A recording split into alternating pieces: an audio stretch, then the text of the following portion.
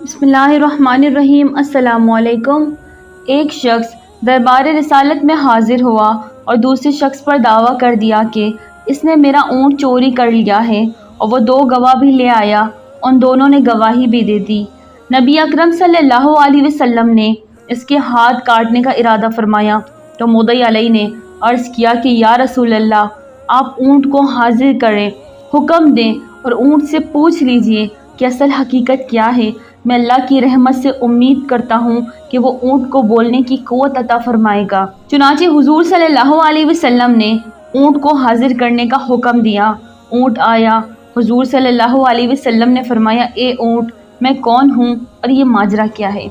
اونٹ فصیح زبان سے بولا کہ آپ اللہ تعالیٰ کے رسول ہیں۔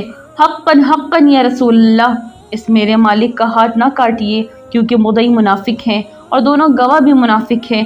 انہوں نے حضور کی عداوت اور دشمنی کی بنا پر میرے مالک کے ہاتھ کٹوانے کا منصوبہ بنوایا ہے۔ حضور صلی اللہ علیہ وسلم نے اونٹ کے مالک سے پوچھا، وہ کون سا عمل ہے جس کی برکت سے اللہ تعالیٰ نے تجھے اس مصیبت سے بچا لیا؟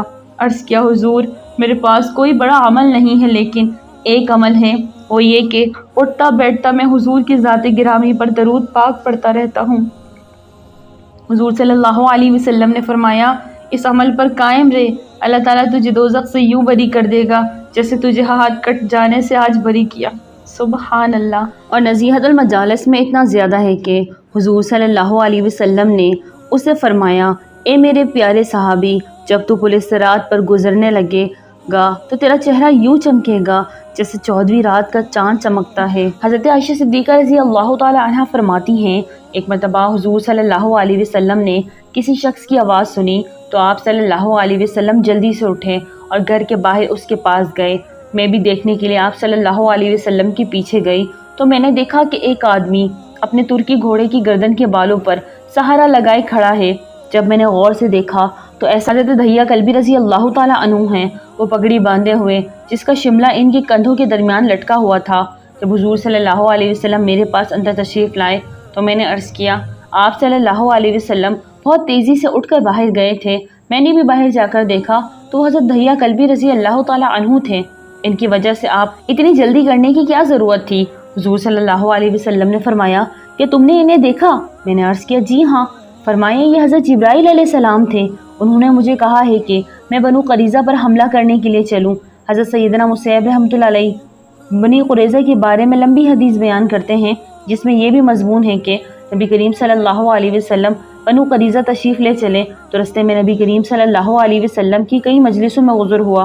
حضور صلی اللہ علیہ وسلم نے ان سے پوچھا کہ کیا ابھی تمہارے پاس سے کوئی گزرا ہے؟ ان سب نے کہا، جی ہاں، ابھی حضرت دھیا کلبی رضی اللہ تعالی عنہ گزرے تھے، تو سفید خچر پر سوار تھے، ان کے نیچے ایک ریشمی چادر بھی تھی۔ حضور صلی اللہ علیہ وسلم نے فرمایا، وہ دھیا رضی اللہ عنہ نہیں تھے، بلکہ جبرائیل تھے، جنہوں نے بنو قریظہ اس لیے بھیجا گیا تاکہ وہ ان کی قلوب کو ہلا کر ان کے دلوں میں رعب ڈال دیں۔ یہ ایک یہودی کے پاس ایک مسلمان ہیرے تراشنے کا کام کرتا تھا، جو اپنے کام میں ہنرمند اور حد سے زیادہ ایماندار تھا۔ یہودی اس سونار کی کاریگری سے بے تحاشا نفع کمانے کے باوجود اسے مناسب معاوضہ ادا نہ کرتا تھا، جس کی وجہ سے وہ بامشکل اپنے گھر کا خرچہ پورا کرتا تھا۔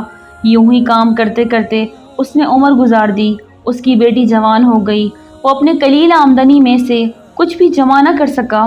بیٹی کی شادی کے لیے سونار کاریگر نے یہودی سے کچھ رقم بطور ادھار مانگی۔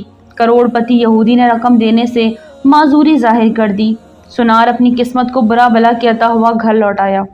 رقم ادھار نہ ملنے پر بیوی نے سخت ناراضگی اور طعنوں کی تیر برسا کر الگ استقبال کیا۔ پریشان حال بیچارہ ساری رات سوچتا رہا اب کیا ہوگا۔ دوسرے دن وہ دکان پر کام کے لیے نہ گیا۔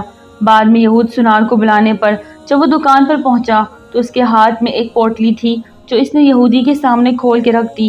اس میں ایک قیمتی ہیرا دیکھ کر یہودی سوالیہ نگاہوں سے کاریگر سونار کی طرف دیکھنے لگا۔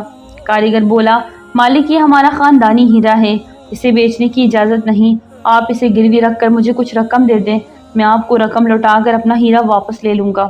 یہودی راضی ہو گیا۔ مسلمان کاریگر نے قرضے کی رقم سے بیٹی کی شادی کر دی، پھر دن رات کام کر کے قرض کی رقم آہستہ آہستہ ادا کرنے لگا۔ قرضے کی آخری قسط ادا کرنے کے بعد مسلمان کاریگر نے اپنے ہیرے کا مطالبہ کیا۔ یہودی نے وہ ہیرا لا کر اس کے سامنے رکھ دیا۔